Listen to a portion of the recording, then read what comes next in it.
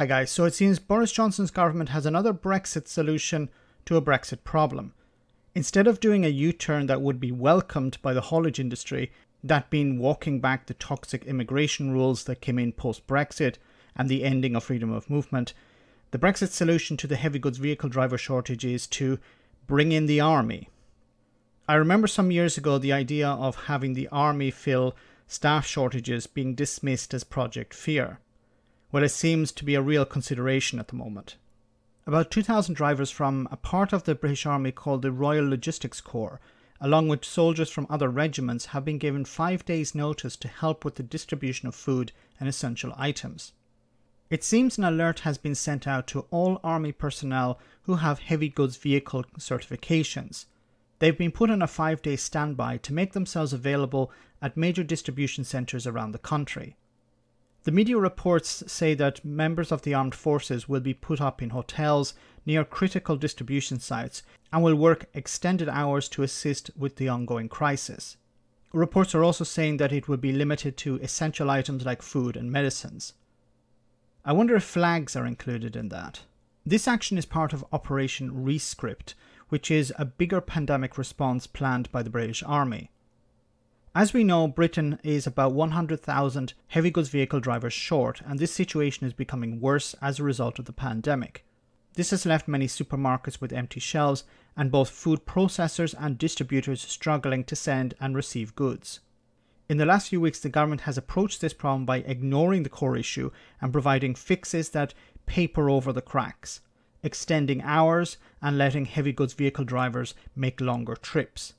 Calls to include heavy goods vehicle drivers to be added to the shortage occupation list has fallen on deaf ears, so logistics companies have tried a different approach, asked the government to get the army involved.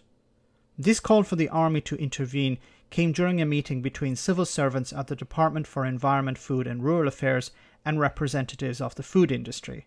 The head of logistics for Asda, a major supermarket chain, said getting the army involved would help his sector to keep their head above water. Officially, the government has no plan that involves the army, but there seems to be discussions taking place between DEFRA and the MOD. Any intervention by the army could be sold to the public as part of Operation Rescript, which I mentioned before as the army's response to the pandemic. It isn't clear when this could happen. It could take place in the next few weeks or perhaps in a month's time. The head of the Road Haulage Association has said on numerous occasions that the heavy goods vehicle driver shortage is a very serious threat to the whole supply chain. He has said that so far government measures to solve the problem, like increasing hours or journey times, risks not just the lives of drivers but other road users. The Road Haulage Association isn't a big fan of using the army either. The military have probably about 2,000 drivers available, but the industry needs 100,000. Another problem raised by the Road Haulage Association is that army drivers are used to driving military lorries, not civilian ones. We all know the solution to this problem. Heavy goods vehicle drivers need to be added to the shortage occupation list. Also, the points-based immigration system needs to be scrapped, as it isn't just causing problems in logistics, but many industries that historically have relied on workers from abroad can't get the staff. However, if the government do actually invoke a U-turn, it'll be probably too little, too late.